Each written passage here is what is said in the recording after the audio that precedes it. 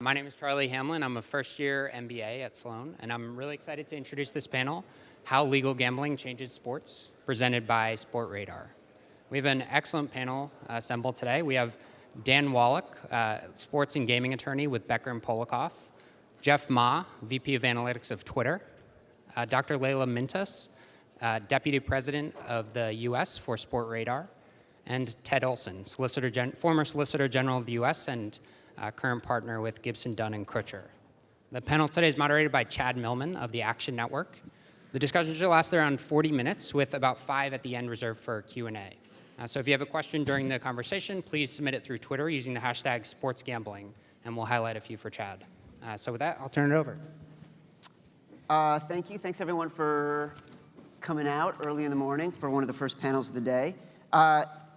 We're talking about sports betting.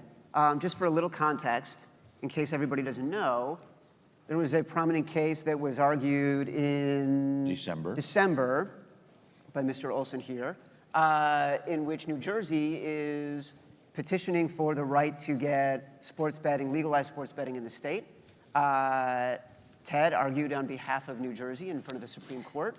A ruling is expected sometime between now and the end of spring, and so a lot of the questions that we'll be posing today and that we'll be speaking to today are about sort of that case and the potential impact if sports betting becomes legal and what the landscape looks like in that kind of environment. So just think about that context when I'm asking the questions I'm asking. And the first question I'm going to ask is to Ted. And we spoke on Wednesday, sort of prepping for the panel, and you had said to me that you were surprised by the reaction you were getting from people when they were asking you about sort of the case and sort of how excited people were to talk about this case. Why do you think that is, and what has the reaction been? Well, one of the things is that we took on this case in 2012. Governor Christie and the state legislature of New Jersey decided that they wanted to legalize betting on sports as a part of an effort to revitalize Atlantic City, which was suffering a bit of a downturn. To go back a step or two, in 1992, the Congress of the United States passed this statute, the Professional and Amateur Sports Protection Act, which prohibits, which basically says that no state shall authorize or license betting on sports. And there were certain exceptions, particularly Nevada and a couple of other states that had lotteries that connected with sports. But basically that statute froze in place prohibitions on betting on sports, and it had been left alone pretty much. But New Jersey decided to test the constitutionality of that statute. So we started this case in 2012. We finally got to the Supreme Court in December of 2017. We went through various stages of the litigation, and there was some interest in it. Dan Wallach was interested in it, and several people followed us through the litigation, but there wasn't that much interest in the case. I think a lot of people thought we were going to lose, which we kept doing in the lower courts. But then when we finally got to the Supreme Court took the case, which is a good sign for us, and then we argued in the Supreme Court. And what I mentioned to you is that, look at this, all these people fascinated with the idea of betting on sports. It's a $200 billion industry in the United States, but 97 or 98% of it is illegal if it's not taking place in Nevada. So immediately after the argument, we went over to London and talked to companies that are interested and do that business in England, that are interested in the opportunities here. Companies all over the United States are interested in getting into the business, and I think you're going to talk about that some. But the level of interest was something that I hadn't quite anticipated.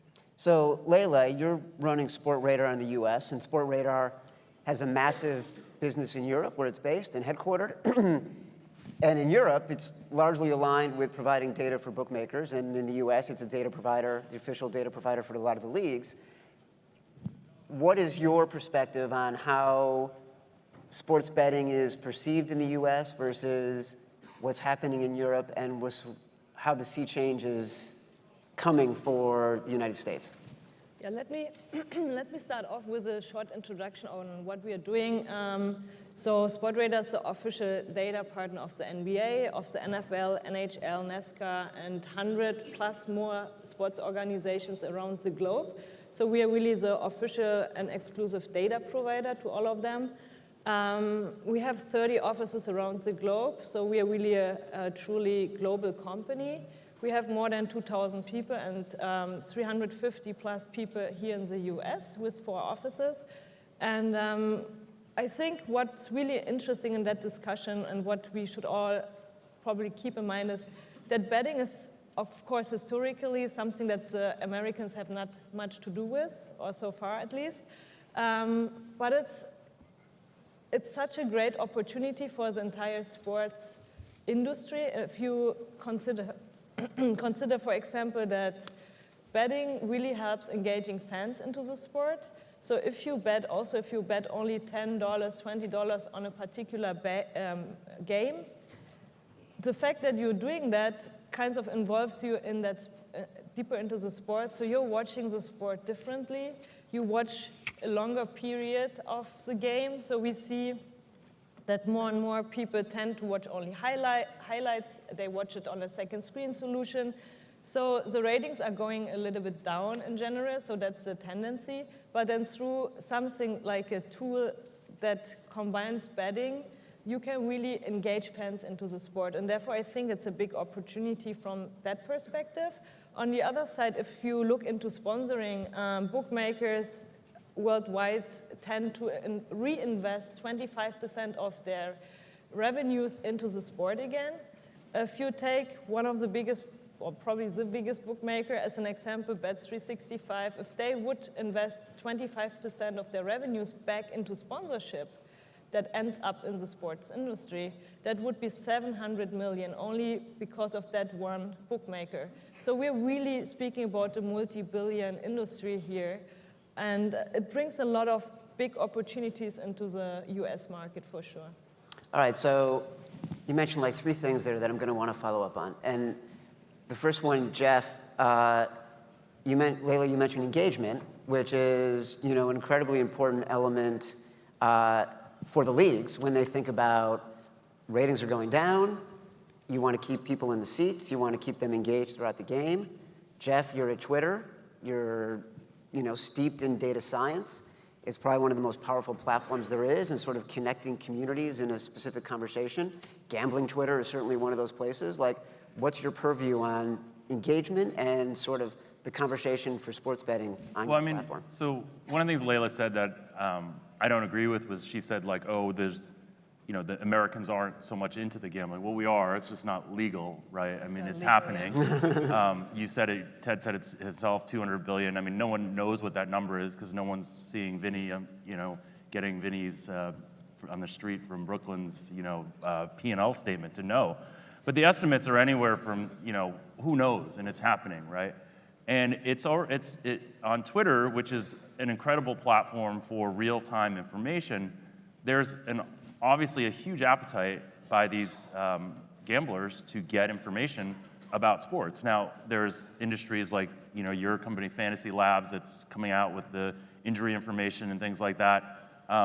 Having that up-to-date information and that level, like I can't agree with Layla more. This level of engagement of the sports fan goes to a whole nother level. Like who's going to be watching the Kinesis Iona game besides alumni from Kinesis and Iona and people that have a bet on that game, right? I mean, there's just the idea of engagement, even engagement to the bitter end, right? If the point spread's still in play, if the total's still in play, there's almost always some element of a bet that's still in play to the end of a game. So that idea of having fans engaged, and one of the things that I think is happening right now across sports is you're seeing a paradigm shift in the fact that millennials do not like to sit down and watch long form stuff. That's just not what they do. It's short form, it's Snapchat, it's clips on YouTube. Like no one's sitting around and waiting for SportsCenter anymore and watching that long form thing. And hopefully the level of engagement that gambling could give could combat that so that you wouldn't see ratings go down. I mean, if you think about what the NFL is dealing with ratings go down, there's tons of like people that are, have these theories about whether it's, taking a knee or whether it's concussions or whatever. But at the end of the day, I think it's just consumption habits have changed so that people do not like to sit down and watch a 3.5-hour thing anymore, unless there's something vested on it, right? And that's like the great thing that could combat a lot of this like challenge around, you know, the attention span of millennials. So if people have been to the gambling panel before, it's an annual tradition that we have a total, an over-under on how many times Jeff will say something antagonistic. And so at this point, well, the problem is, like, we all went out and had drinks last night, and we like had dinner. I never want to socialize with the panelists before because then I like the total them. so far is at 1. I can't really attack I'm them. making a note. We're at 1 so far. But it's interesting you say, like, you know, you're talking about kinesis. Like, at the Action Network, we'll do betting previews basically on a daily basis. And yesterday, we had a preview on Arizona State, Oregon, and we also had a preview on UNC Asheville and Winthrop. And to bettors, there is equal value in both of those. It's not because one is a Pac-12 game and one is a game from between two teams in a conference nobody's really paying attention to. The value and the opportunity in each of those games is equal. It's probably not, actually, though. Let's because not you see. can't That's get as 2. much money on. That's 2. Yeah. Right there. Dan, Ted mentioned that you've been tracking this case for a long time. How have you seen sort of the attention evolve if we've gotten closer to some kind of resolution? Well, I mean, I recall as little or as recently as 2-3 years ago attending these court hearings, and 20, 30 people were in the courtroom, and the only media attention that was generated in this controversy were a couple of outlets that were maybe the gambling press. It sort of grew, mushroomed into this national issue as soon as Ted was able to persuade the Supreme Court to accept review in the case, and now it has become a mainstream issue when, for years, building up to it, 2012, going forward until last year, it seemed like a niche issue that there was this subculture of people interested in. But when we have light at the end of the tunnel, and with all this money at stake, we're talking about an illegal handle of somewhere in the neighborhood of $200 billion. I think the success that Ted experienced at the Supreme Court, and we're going to experience that, he's not going to characterize it as success yet because the opinion hasn't been written. But based on how everyone felt in the courtroom that day, I think the time is now, and we're facing the reality of legal sports gambling across the United States by the end of the 2018 calendar year. That prospect was incomprehensible 5 years ago. Ted, you know, as he's one of the preeminent lawyers of our time, he lost cases in Christie 1 and Christie 2. He probably faced defeat no fewer than 6 or 7 times in the lower federal courts. Well, you only have to win once. This is not the All-Star game. You don't have to have a 500 batting average. And the prospect of victory seems so near now that it has just metastasized into this mainstream national issue, which has captivated the attention of all media and I think has gotten the sports industry's attention, because for the first time, now you're seeing the NBA and Major League Baseball lobbying for sports betting laws at the state legislative level. That prospect would have been insane as recently as a year or 2 ago. So the entire spectrum has shifted as a result of this New Jersey case. I'm not putting Ted on the spot. I'm going to ask him to handicap what he thinks is going to happen because he has to argue in front of the court probably often. But why did you decide to take the case to begin with? What was it that interested you on its merits? Well, one of the things that I do in my profession is to handle appellate and constitutional cases. I've been handling cases involving the United States Constitution a good part of my life. Here was an opportunity to represent a state with respect to a major potential constitutional challenge.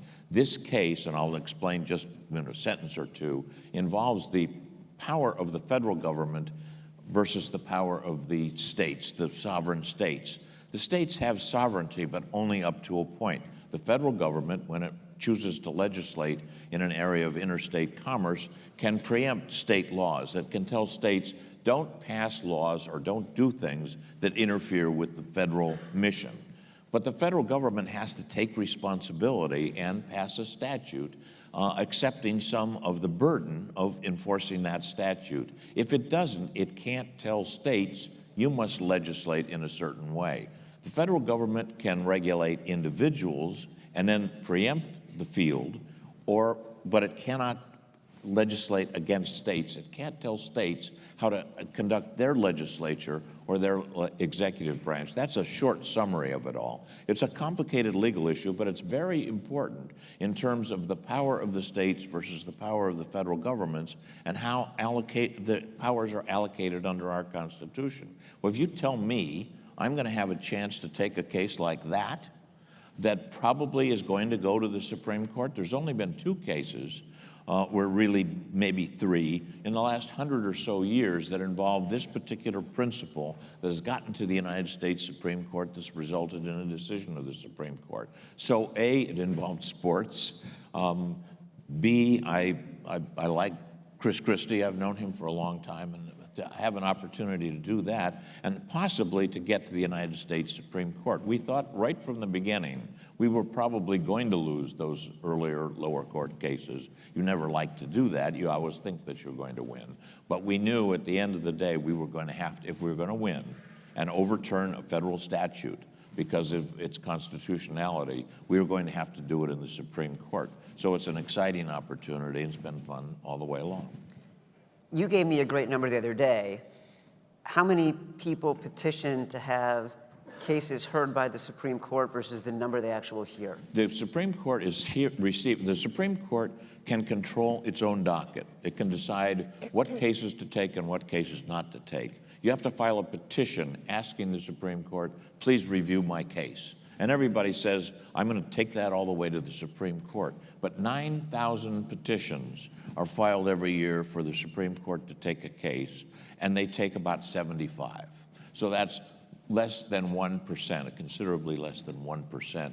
So for the Supreme Court to take a case, it usually involves some conflict in lower court decisions having to do with federal law. There wasn't any such conflict here, or the Supreme Court takes 4 votes out of the 9 for the Supreme Court to take a case. So for the Supreme Court to have taken this case, it had to suggest to everybody the court is really interested in this.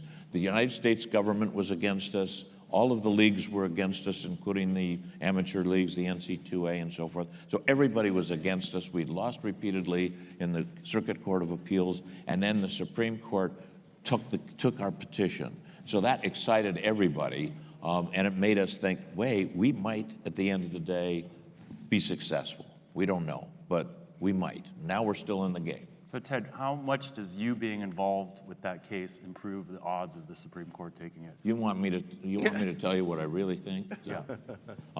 I think that the case itself has merit in the Supreme Court, and that's what caused the court to take the case. I never think that the justices are going to take a case because my name is connected with it. Well, I mean, it would beg to say, like, oh, if Ted's willing to take this case, this is something important and something interesting. We should give it a second glance as opposed to like the other 9,000 coming across our docket. Well, what we hope is the case, that each of the justices, there are 9 justices, they each have 4 clerks. All of these 9,000 petitions are looked at by these clerks that are very, very bright people coming out of law school. You hope that if you have a name on it that they recognize that is associated with presenting legitimate arguments to the court, that they will think about it and maybe recommend to their bosses, take this case, it's a good case. We like to think that we have an impact on that, but it's impossible to measure. But thank you for the question. I was going to say, actually, I'm counting that as like a third antagonistic comment because I feel like he was trying to put you in a position of discomfort and you eloquently got yourself out of it. Trying to put him in a... Just a reminder, this is going fast, and so in about, say, 12 minutes or so, I'm going to start looking at this iPad, and you can send your questions in, and I'll start asking the questions from the iPad. But, okay, so to put it in parlance that we sort of all understand, the odds of this getting to the Supreme Court were long. The odds of it going from where it started in 2012 to potentially being legal for the state of New Jersey are long. Let's say it wins. Let's say that all of a sudden sports betting becomes legal, and not just in New Jersey. Let's say over the next 3 or 4 years, there's sort of a domino effect, and it becomes legal in a bunch of states, and someday down the road, it becomes legal federally, and PASPA is overturned. The conversation that has been dominant, say, in the last 6 weeks has been the idea of an integrity fee. Leila, Sport Radar, and sort of in the European marketplace, has a lot of experience with the idea of integrity fees. What's your thoughts on sort of what's been presented as integrity fees now and how they work or how they don't work? I think we have offices in 30 places around the globe, and we are carefully monitoring in every state how the regulation looks like, etc. So we have really, Sportradar has really a global picture on how different things in different jurisdictions work and don't work. And through our relationships with all different stakeholders in that discussion, we think we can help giving kind of a guidance to everyone who wants to listen. So we are speaking to everyone right now. We do a lot of education in that area. We have seen different models around the globe where you have something like, for example, in Australia, where the leagues are part of the regulation, where they dictate, for example, to the bookmakers on which kind of competitions the bookmakers are allowed to place bets. They can even discuss with the bookmakers what kind of bets they are allowed to offer. So for example, if there's a certain bet type where you have more risk that the game is going to be manipulated, they talk to the bookmakers and they remove that. So taking Australia as an example, the leagues are the ones that are connected to the bookmakers. They discuss the offerings with the bookmakers, and then behind the closed scenes, behind closed doors, they actually negotiate a kind of a revenue that goes back to the leagues. And it's only fair because the leagues are so proactive, involved in that whole process. They, for example, do investigations. If match manipulation would happen in Australia, the leagues would have been the ones that invest match fixing. So they're really taking a lot of steps, and therefore they get paid an integrity fee, if you want, a kind of a reward. Nobody really wants how high that is because it's all confidential and, as I said, behind closed doors. But that's an example where we have something like that, and the Australian model is a model that works pretty well.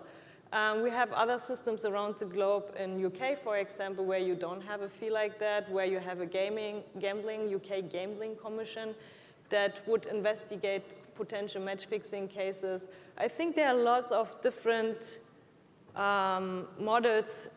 There's not the one model that you can just copy and paste for the US, but you can pick and choose and see what works around the globe and what doesn't, and then learn from that experience and create something that works at the end of the day for the US.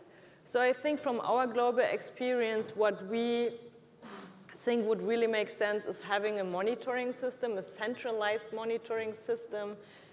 We have set it up similar to in Italy and Portugal and different countries around the globe. Most of the countries we are not allowed to mention is all confidential, but let's take Italy as an example.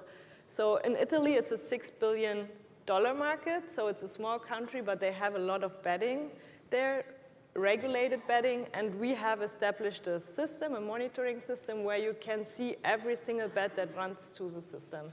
So it gives you really transparency. You can see who placed the bet, on which bet type, what was the outcome of the bet, etc. So you can really, you have 100% transparency on the market. We provide that to the regulator so they know exactly what's going on. They have that information in real time. So in case that something happens and there's a potential case of match fixing, the leagues could take action. They could go ahead and protect their sport. They could go to the teams that they know they are involved in fixing, speak to them, tell them, hey, you're monitored by Sportradar, by us, or whoever. And they could, for example, take action if needed. At the same time, the bookmakers can take action because they can suspend the markets if they see there's match fixing going on. At the end of the day, our interest is really safeguarding the sport's integrity through a system like that. And our system can not only monitor that in real time, we also monitor the black and gray markets worldwide. We have the possibility through our systems to pull this information into the system.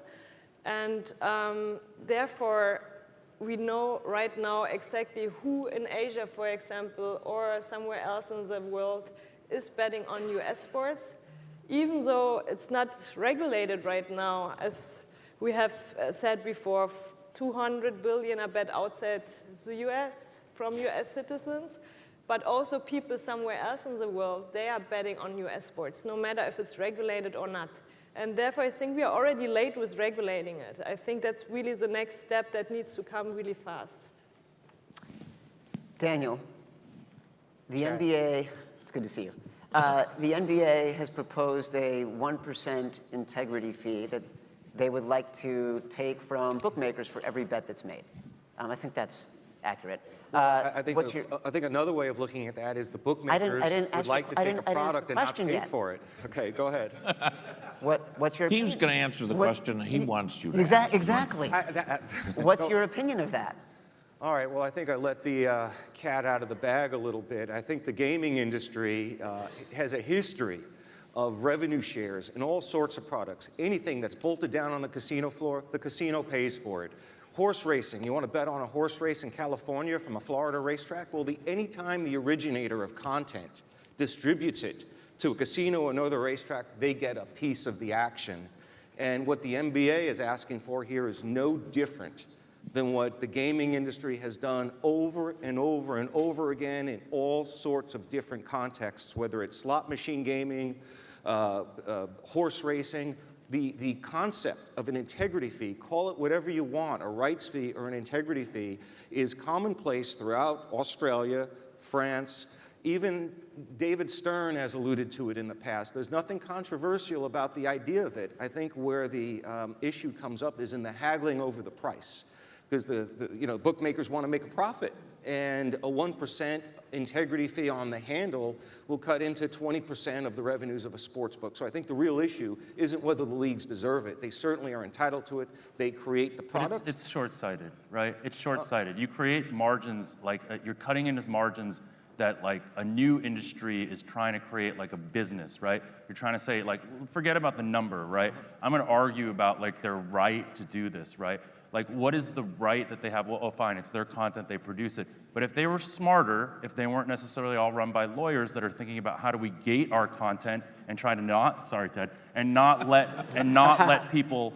use our content, it's our right, and think about the big picture, which is how do we grow the overall, how do we grow engagement, how do we grow sponsorship dollars, how do we keep these fans engaged, rather than creating, like, I wrote an article about this for ESPN Chalk, like about 5 or 6 years ago, that basically said that when this happens in the US, when it will happen, it will be screwed up by everyone, because people will try to get too much money up front versus thinking about growing an industry that could be huge for them in the long term.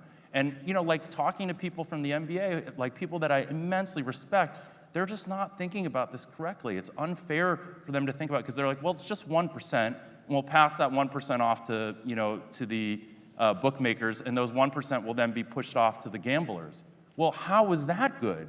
Like, how are you going to create worse margins for these people that are gambling? And they're like, well, fans pay for everything, so that's fine. But that's not right. That's not like creating a way that like makes gamblers even at a bigger disadvantage for the benefit of paying for the NBA. That seems like the most unethical thing that I can think about. If they're thinking about like, oh, we don't want gambling because we don't want problem gamblers and all this kind of stuff, but we'll charge them more to gamble, that doesn't make any sense. Well, I think it's a matter of increments. There's nothing controversial or greedy about an entity that creates an entire industry, an entire product, and let's say the gaming industry. There's nothing wrong with it. It's just short-sighted. Well, it's short-sighted on both sides. I think there's a number at which the two, the gaming and the sports industry could converge and find something that works without thwarting innovation, while being able to migrate. And this is an important concept. You want to be able to migrate as much of the illegal market as possible into legal and regulated markets. You're not going to do that if you create this like barrier to entry for people to get in that increases their margin. decreases the margins. The bigger barrier to entry, and that's certainly a valid point, but the bigger barrier to entry is what you're seeing unfold in states across the country to require gambling to take place, sports betting to take place in brick and mortar casinos. If you really want to innovate. That's just asinine, though. Like, to think that people are going to walk in and make when they can put something on the I agree with you on that point. I think it should be opened up. There should be mobile and internet platforms. The 1% is one of the issues that has to be confronted. Certainly, there should be some payment, some royalty, some integrity fee, whatever that number is. That's not controversial. What is controversial to me is that the casinos and the land-based racetracks want to have a monopoly or a near monopoly on this industry that should be opened up to all mobile and internet operators. Yeah, it's concerning if we see that, for example, in one of the states already was introduced a bill that sees 36% taxes for the bookmakers, 1% tax, 1% integrity fee to the leagues, and then a 10 million entry fee for bookmakers to enter the market over the first 5 years. So if you take that as a bookmaker, you're really not able to compete with the illegal bookmakers that offer somewhere offshore that don't pay any taxes, or if then really low taxes only, and they don't have to pay 1% to anyone. So you have to give the bookmakers that want to do legal business in the US a fair opportunity to really enter the market. And the big risk that we see from an integrity perspective is that if you put too much burden on them, they will not be able to compete with the offshore markets. So that's actually one of the questions that we have from the audience is, how can you come up with a system where the legal market, if it's going to be excessively taxed in a variety of ways, whether it's integrity fees or taxes from states and federal government, how can they compete with a black market? And so, what are your thoughts on that? Yeah, as I just said, there need to be fair taxes. You need to be able to compete with the illegal market. So, I mean, you have to give them the opportunity, from my perspective, also to offer online betting. Because if you're a fan, if you're sitting in front of your TV at home, you're not going to go somewhere to bet. You want to do it right there from your home or wherever you are, or sports bars. So if you don't give the fans that, then they will keep doing or continue to bet in the illegal markets. So there need to be a good suite of products that they can offer. There needs to be always a good monitoring system that makes sure sports not compromised. Well, they could also help them market, right? Too, the leagues could then make certain books preferred partners that would give them marketing that the bookie from down the street would not get, right? So I mean, I feel like there are things that they could do to make up for that. But I think the thing that concerns me is that it seems like it's the other direction, right? They want to highly regulate. They want to have an ability to say, you can't have this kind of bet. You can't, maybe in-game bet or something that we feel like we can't control. And so I think it's going to be very challenging for, the regulated bookmakers to go against the black market right away. I mean, I always ask people if they've studied, what happens in Colorado or what happens in Washington or Nevada, where smoking marijuana is now legal, right? And what has happened to the black market there? Because I think that might be a good analogy to understand, how are they able, how do those two things, exist together, and what happens? Yeah, and we have other laws that are problematic in dealing with the internet and mobile platform. TED, will jettison the Professional and Amateur Sports Protection Act, but to truly have internet wagering, we're going to have to get rid of or amend or modify something called the Federal Wire Act. As long as that federal criminal law remains on the books, there'll be no interstate internet betting. At the moment, this is why you're seeing land-based casinos and racetracks, kind of dominate the conversation, because any internet betting will have to be limited or confined, ring-fenced within a particular state. So PASPA isn't the end of the conversation. Ultimately, we're going to need a replacement federal framework that requires a modification of the Wire Act, something called the Unlawful Internet Gambling Enforcement Act, and ultimately where we're headed, the states are getting out ahead of the issue right now, but what we really need is a federal framework, an information hub which can tie together the 50 regulatory schemes. I mean, imagine how insane it would be to have 50 separate stock market exchanges. Ultimately, this works best with a uniform federal framework, and the states may pass laws, but ultimately I think the leagues are going to lobby Congress to come up with something better. Well, I think that the leagues are definitely going to be lobbying Congress because they don't want to have to deal with 50 state different regulatory schemes. The other federal statutes you're referring to basically make it illegal to do certain things that, unless they're legal in the state. So a lot of that problem is going to be taken care of if the Wire Act, though.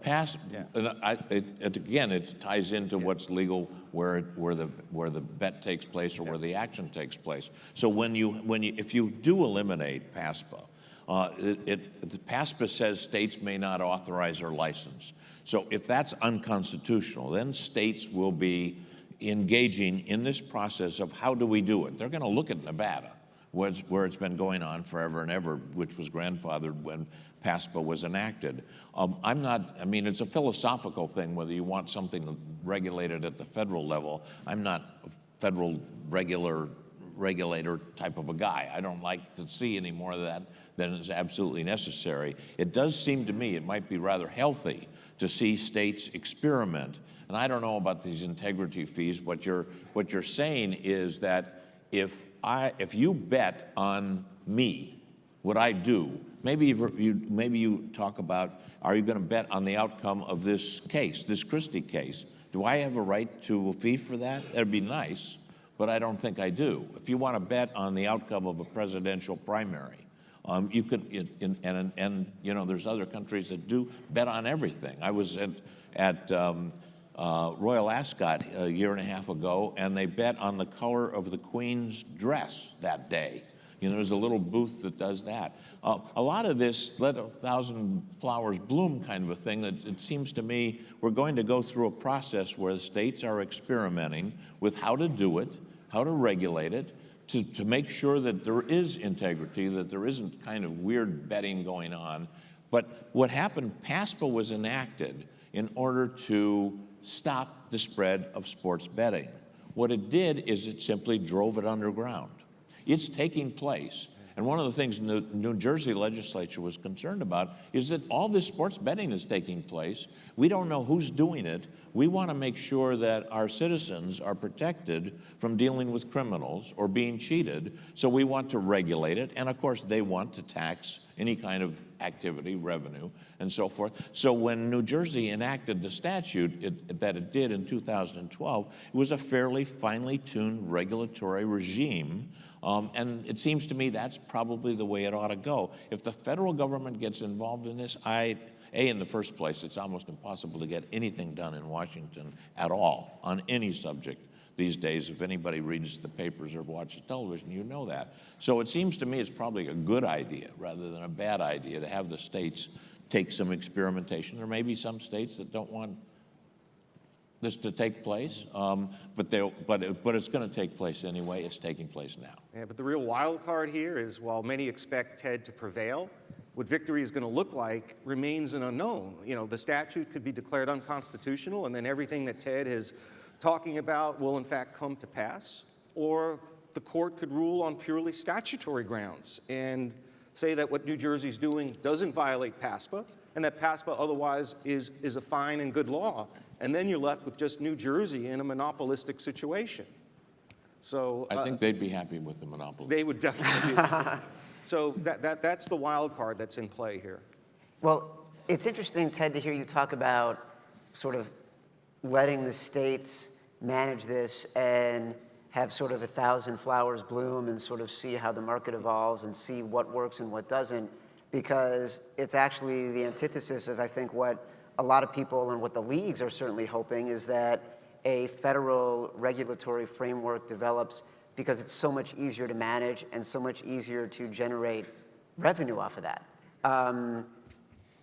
I'd be curious to hear sort of from all the panelists, like, just in your informed opinion, what do you think is the better opportunity for the marketplace? Is it a federal framework, or is it something where each state individually gets the opportunity to sort of figure out what it looks like, and then grow it themselves? Dan, we'll start with you.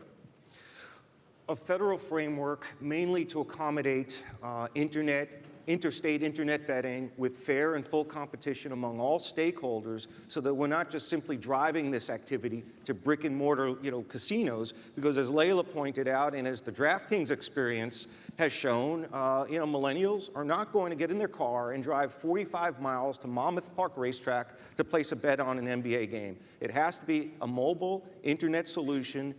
So at the very least, a federal framework with modifications of those other federal laws to accommodate this kind of betting, and then a national integrity framework, like a hub through which information can be shared and reported, because to have this information decentralized on a state-by-state level will ultimately lead to delays in reporting of information, confusion as to what standards apply. I think there needs to be some overarching hub. It may not be regulation or an agency, but just some kind of information hub on a federal level through which all this information can travel. So the future, as I see it, is the DraftKings of the world being in this market, internet companies being able to offer sports gambling and not have this activity simply channeled to brick and mortar facilities, which will not end up migrating a large percentage of the betting from the illegal market to the legal market. In fact, there was a report from Eilers and Krychek, a respected gaming consulting firm. Brick and mortar casino sports gambling will still leave 71% of the marketplace in illegal channels. So ultimately, we need internet wagering in order to make all this work, in order for Layla's company and companies like that, and for the integrity monitoring to truly work. It has to be integrated on a mobile platform. But I mean, you said it yourself, Chad. The reason they might want to go federal is because they feel like they can get more money out of that. And so that right away scares me to think that they're going to get it right. I actually like my odds better of 1 out of 50 people getting it correct than 1 out of 1 getting it correct. And so I think that there is this, this idea, so we keep coming back to this, and it's the problem, the answer to your initial question of whether there is a way for this, this regulated market to compete with the black market, the answer to that simply might be no. Because there's just too many people that want to have their hands in the cookie jar, that all of a sudden a margin that was, say, 5% becomes 4%, becomes 3%, becomes 2%, and all of a sudden, is it worth it anymore? And do you have the best, smartest people going and trying to do this business and trying to innovate in this business and trying to do different things? No, you probably don't. So you end up with bets where you're getting minus 130 on each side, and who's going to do that? And they're very vanilla bets that everyone can understand, and there's nothing different or nothing new, and there's no innovation. And so the thing that as I look at this, and as everyone's so excited about the idea of legalization and all this kind of stuff, it's in some respect, it's why? It's what is the value to this? Well, the value to this is one of the things that that I found fascinating about talking to you yesterday, Ted, and then one of the things that I think, as I think through maybe why you took this case, there's two things that I think probably are interesting that I think about. One, it's when I talk to executives from the leagues, they say, why should we legalize it? They say things like, oh, well, the reasons you could say it are more state revenue, right, or state revenue, and integrity and revenue for the leagues, all that kind of stuff. But at the end of the day, the reason to legalize it is why should it be? I would flip it back. Why should it be illegal? What about it should be illegal? Why? What makes this something let's start with first principle thinking, which is why should this be illegal in the first place? Not why should we legalize it? We're only going to do it if we all get a lot of money. That's the crazy thinking to me, or the wrong thinking to me. So if you go back to this and you order first principle thinking, the only way to make the legal market can be able to compete with the black market is operate on first principle that it shouldn't be illegal in the first place, and just let's let this happen, and let's build an industry, and let's make sure it's fair, and make sure that people are getting paid, and make sure that, but let's make this as fair and as good an industry as possible, and let's bring it up board so people can talk about it on SportsCenter, and people cannot make Al Michaels doesn't have to make snarky comments on Monday night. But let's do this in a way that's correct and right versus everyone trying to have their hands in the cookie jar. We're out of time, But hold on, because I think Layla and Ted, like, I'd like to hear, like, at least in 30-second summary what your answer to the question. I agree. I agree with most of what I have heard. I think from a monitoring perspective, we could do it on a state-to-state level, but it would be more efforts, and I think it makes sense to have centralized information in order to bring that information as fast as possible to all the stakeholders, because you want to take action if you know something is going on. So the states need to be aware of it, bookmakers need to be aware of it, the leagues and also law enforcement. And we have partnerships with all of them through our monitoring system. And therefore, I think a centralized monitoring system would be much easier to operate. If not, then we have to do it on state-to-state level. So I think to do it in 30 seconds, I'm an agree with Jeff, and I don't like the idea of the federal government regulating information or regulating any activity that you don't have. It's always been, from the beginning of time, gambling has been something that's been a matter of the state police power.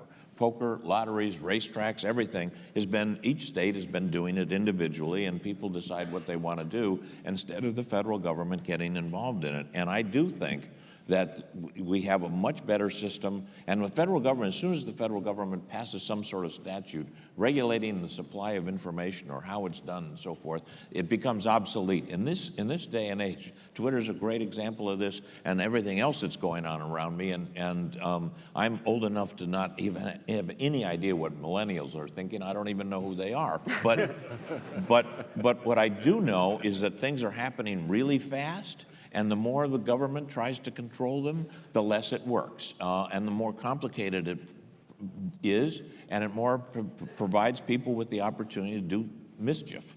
And so the less is more, better or less is better as far as I'm concerned. And I start with what Jeff said. Why is it illegal in the first place? I want to bet with my neighbor or someone down the street on the outcome of the Patriots game or something like that. Why should that be something that the government tells me I can't do? We're officially over time. So thank you very much. That was great.